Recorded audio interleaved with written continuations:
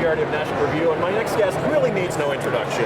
Texas Governor Rick Perry. You know him from his 2012 presidential campaign, and only running the economic engine of America for the past decade or so. So, Governor, my first question to you, you were speaking at CPAC. In addition to your regular speech, you spoke about criminal justice reform.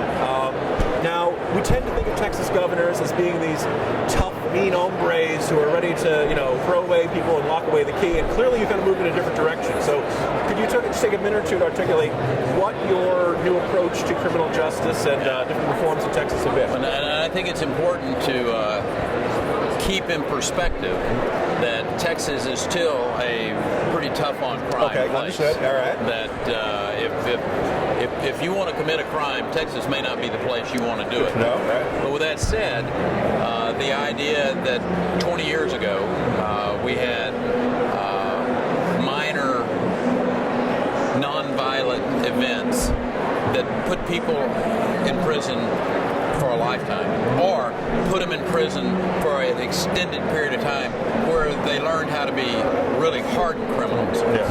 And in the early part of the 2000s, we decided that there was a better way.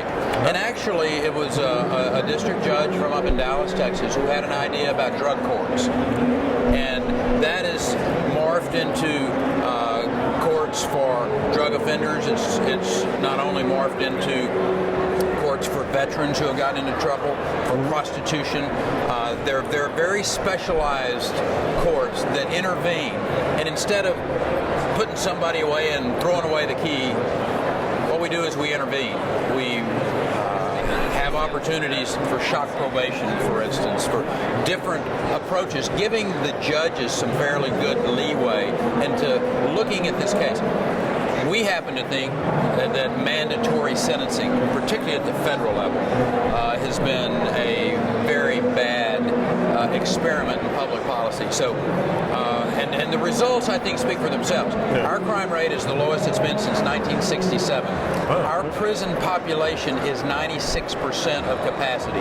Versus California, they have a prison population, I think, 180% of capacity. So there's a clear difference here. Now, interestingly, President Obama and Eric Holder don't point out Texas and say, we like what Texas is doing many times. Yeah. Our Attorney General and myself, we've sued this administration multiple times over voter ID, over a host of issues. Yeah. But on criminal justice, this president, this Attorney General, have pointed to the policies that Texas has put in place in the last decade and said, this is where our country needs to go. And I agree with them that these are policies that are working, they're working well. It's a conservative approach to criminal justice, and in turn, it's a very conservative approach to the cost of incarceration. You'd also generated quite a few headlines earlier this year when first of all, you were speaking at Davos, and you made comments about not legalization, but I'd say decriminalization of marijuana. I looked at that in my first headline. Rick Perry speaking at Davos, so what? They let you in there, What was the reception like there, and how did they react when you said that the governor of Texas is supportive idea of decriminalizing, if not legalizing, marijuana?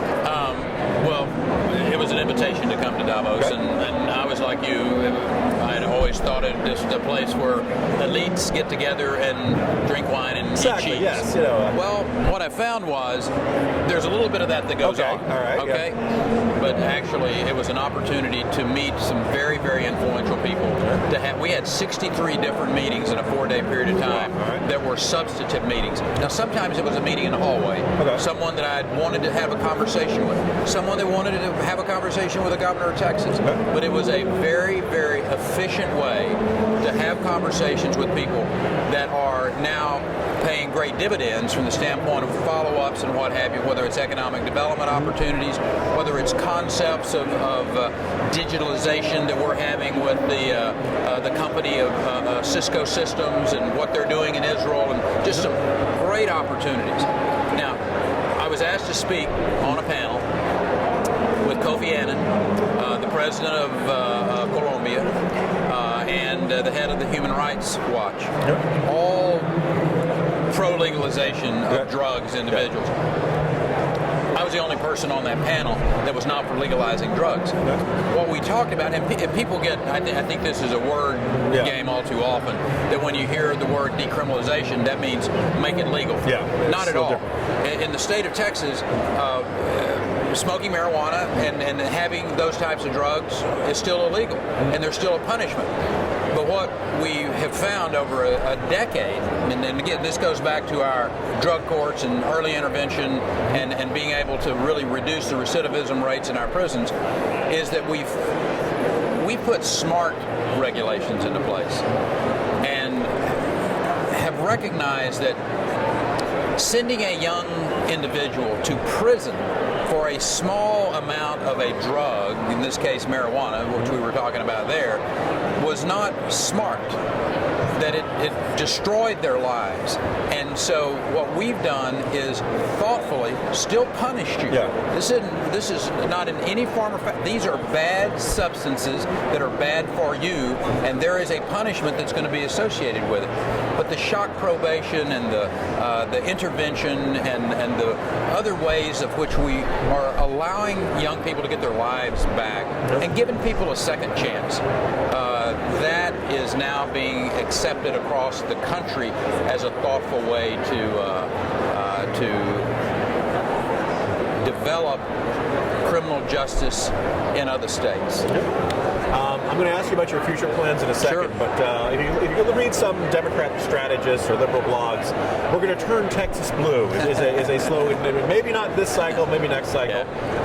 The governor's race has gotten a wee bit of attention. Wendy Davis has gotten a little bit of I understand she's elected to sweep San Francisco and Chicago and Manhattan and D.C. She's doing great in those parts of Texas. In the state, maybe not quite so well. Jim, it's interesting. Since 2002, which was my first time to actually run for the full term as governor, I'd been there 2 years as George W. moved up, and I was the lieutenant governor. But they have said that every election cycle. We have the team this time. In 2002, Tony Sanchez, you had Ron Kirk, you had John Sharp, three very capable individuals, and this was the dream team, if you'll recall. This was the dream team. They're going to put Texas back in Democrat hands. Well, it didn't work out too well for them. I think we ended up winning by 18 points. And then 06, which wasn't necessarily a good year for Republicans anywhere across the country. I had a Democrat opponent. I had two independents, including Kiki Friedman and a former Republican who had changed parties to the independent. And this was finally going to be able to allow the Democrats to come back in control. Well, that didn't work out too good for them. Then in 2010, if you'll recall, Bill White, who was the former mayor of Houston, energy lawyer, very well thought of, very capable candidate, this is the time that Texas will become back in the Democrat column. Well, I will suggest to you that Wendy Davis and the Let's Turn Texas Blue, whatever that group is called, is, again, barking up the wrong tree. The idea that somehow or another, because Texas has a substantial Hispanic population, that they're going to automatically vote for the Democrat is just, it's not reality. Hispanics are pro-family, pro-life, patriotic, hard-working men and women who want to keep more of what they work for. Wendy Davis is a classic liberal Democrat who wants to take more of your money and tell you how to live your life. And you will see reflected in that. Well, Wendy Davis didn't even carry some of the South Texas counties during the primary. So, this is again, a quixotic effort by some consultants, I will suggest to you, that want to spend a lot of that George Soros money in Texas. And, we love that they're spending money in Texas, but they're going to have the same result, which is Texas is going to continue to stay red for the foreseeable future. Now, obviously, they're competing for your job. My wrap-up question, you're going to be out of a job soon. Any plans on the horizon? Any sense of what you want to do? 11 months until that happens. I want to continue to travel the country and obviously compete for the economic opportunities for my home state, but at the same time challenging these other states' governors and legislatures to look at the policies, tax policies, regulatory policies, criminal justice policies, and see if they fit for your state. I'm a big believer in the 10th Amendment. I'm a big believer that people ought to pick and choose where they want to live, economic, social-wise.